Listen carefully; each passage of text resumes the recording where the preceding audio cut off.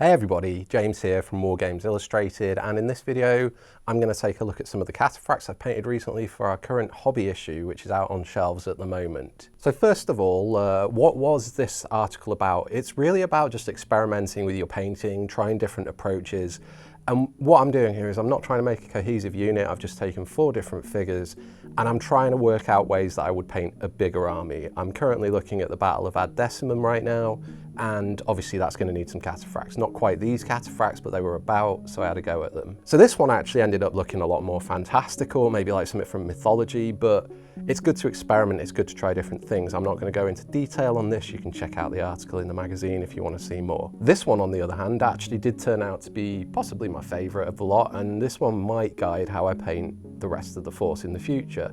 I kind of use these as swatches, like the sort of thing you'd get when you're trying to choose a paint from a shop to put on your walls.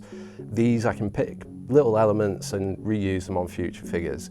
It's all done really quick. A lot of it is contrast paints, speed paints. I've even used some oil paints on this one, which makes for quick blending. I also look to canvas painting digital art for how to paint these. This one's actually based on Peter Dennis's box art for the Cataphracts, so it's a similar kind of colour scheme, and every single one of these was sprayed with Army Painter Silver to begin with, nothing special, and then all the colours over the top and all the tones are done with inks and washes.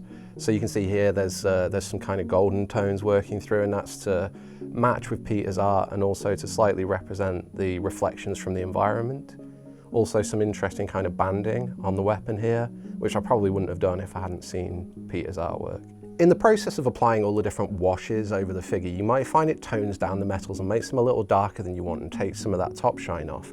You could dry brush that on, you could laboriously paint it on, but one thing that I find works really well is using a pencil lead. If you just get a pencil, you can flatten it down if you feel you need to, and then you just scuff it over the high points of the figure.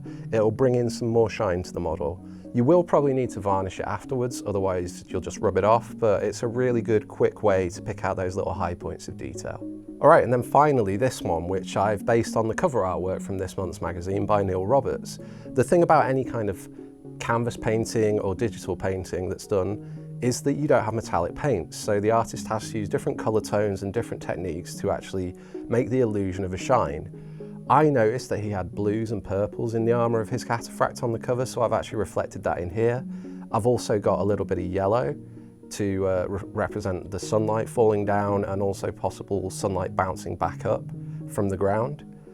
I've gone for quite a subtle darkened tone of colours, and that's done by applying darker washes over the top once I've applied the lighter washes in the colours. Things like the head of the weapon here, this also was originally silver and then it's just been toned with yellow washes and a bit of brown.